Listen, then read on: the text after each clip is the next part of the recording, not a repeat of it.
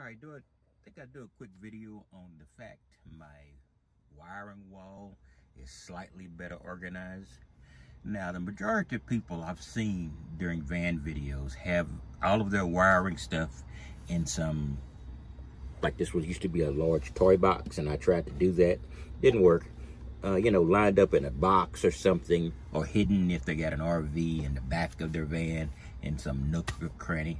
But when you're in a van like the one I've got and the way I've done things, which admittedly might be stupid, ridiculous, and tacky, but I've just got it here. Now, I have put some pull ties and attempted to organize this a bit more, so you now can see every piece of equipment with wires not across the front of it. You can almost see the AC without wires across the front of it. But down here, I added this fuse block. I call it a patch panel, but it's a fuse block, and it's used as a patch panel. So now I have the ability now with this to have a couple of more. Actually, dude, a whole bunch more 12-volt outlets. So I just got a couple on here, one on the other side, and they're all got 15-amp fuses in it. I bought a huge box of 15-amp fuses, and so now I've got a couple of new plugs here that I can use in the back, 12-volt. The only issue I've got is right now the only access I've got to the normal 110, 115, whatever volts is this connector here, which is connected up to my inverter on the other side. And I have this little push button over here, which I've also made somewhat neater. I can push this button and turn on my inverter and run my microwave. And yeah, this is the crate I got. It wasn't as big as I thought it was, but it is big enough to hold the microwave. The microwave is just something I don't want floating around and beating up against anything. So what I'm going to do is secure this to the wall or secure it to the floor, so it'll be stable. So when I do need to pull these out, it will be functioning. I don't know if microwaves have any inherent danger, but I don't want it banged around. Anything that's taking 110, 115 volts, which is one of the reasons this plug is here, other than the AC, which is also why this plug is here. I could plug the AC up on the other side of the wall directly to the inverter, but I didn't think about that at the time. It would take me to cut another hole in my Swiss cheese of a wall here anyway.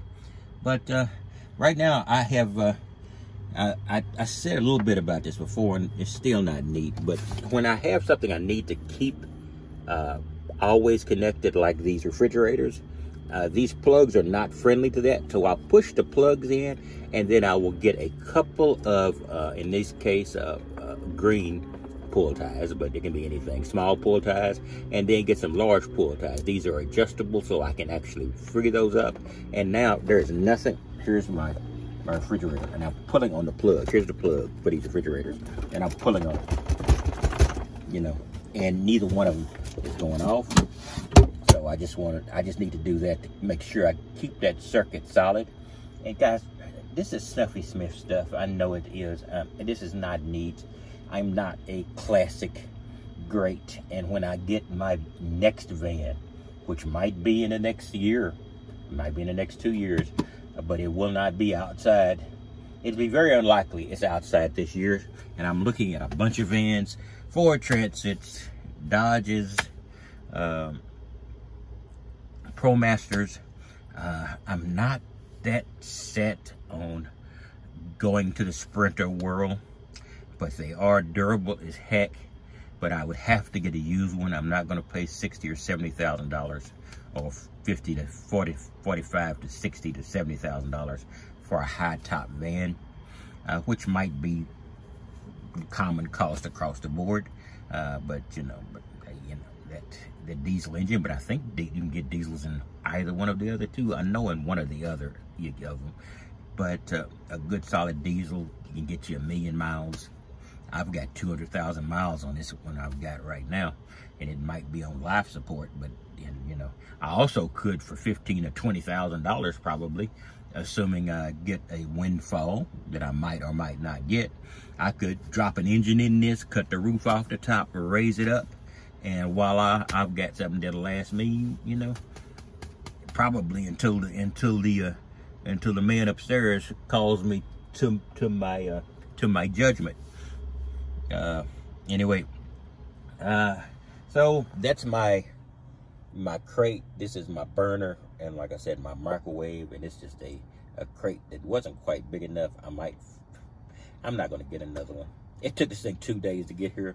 You know, when you order something that goes by a FedEx ground, you don't expect it to get there the next day or so. But it happened to be, I live north of Dallas by a few feet, and it was a Dallas seller. So it just boom, boom, it was here. They just had to stick it in the van and drive it across town. That was great. Anyway, I'll give you a quick run here. I just want to show you this wall is getting a little bit neater. I'm going to be doing some more stuff on it to make it still neater.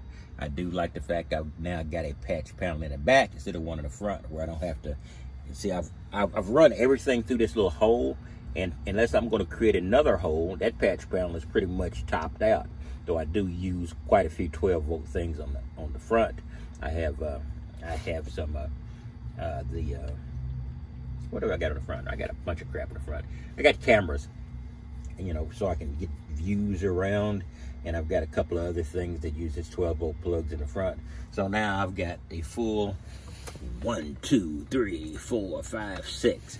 I've got 2 on there now. I can stick 12 more. 12 more 12-volt plugs on there. Sorry, I get my hand in front of there and screw up the focus. So just want to give you a quick look at what's going on back here. I am happy to have these plugs here, so maybe I can simplify my circuitous routing, wire routing. But give you a quick rundown, just show you I did put my kitchen in a crate. Not quite as big a crate as I want, but it fits. So, and like I said, I'm not going to be using the microwave every day. I might use this more often, but it doesn't really matter where you stick your cooktop. You're not going to bust it. You're probably not going to bust the microwave either. It's probably a pretty solid state, but I just don't want it rocking around when the van goes a rocking. I don't want it hopping across the thing, and the only way this van is going to go hopping is if I make it too fast a turn. Not saying anything about my social life, but right now it's so far on the back burner you can't even see the flame. All right, that is about all I've got right now. Oh yeah, I've got to put this. This is my panels that I can put on the front and then charge my EF Delta when I want to. But right now it's always charging off of the 100 watt that's screwed into the front there. So when I need it really badly, I can put these in. And by the way, I couldn't fight it. I bought the 300 watt Dokio panels. So I'll have 500 watts of panels I can festoon on the outside. If I go out into the boondocks like I planned for an extended period, I'm going to have a full electrical van 95% of the time with AC, good Lord willing, and I will be able to make it. You know, old man in the woods. All right, that's all I've got. I will talk to you later. You have a wonderful day. I gotta make my van videos more feel good and happy and smiley, because obviously that's how you get subscribers. But I'm gonna do what I do because it's the only way I can do it. You guys have a wonderful day.